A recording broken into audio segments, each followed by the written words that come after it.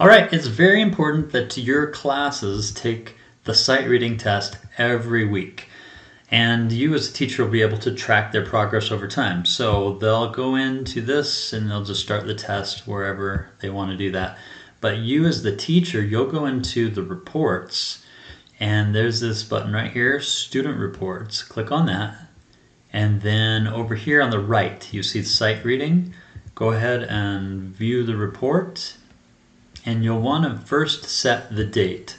So I'm just going to see this Sunday through this Saturday, and then I will just set my class to Music 110, Section 101, click on Go, and there we have it. All of my students for just this week, September 1st through September 7th, and you can see that they have all done a sight reading test here this week, except for this student. Well, they did 2 of them earlier in the week, so that's fine.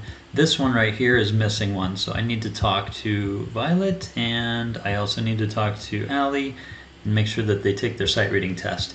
Also, I have 17 students, and so I am missing one. I need to compare my roster to this list and see who's missing.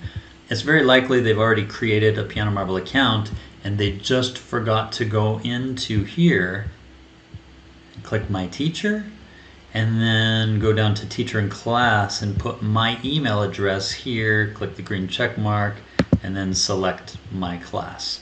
Now if you haven't set up your classes already, the way to do that is to go here, click on Students and Classes, and just create a new class, or you can manage these classes here, click on Edit button, and you can edit it that way. All right, hope that helps.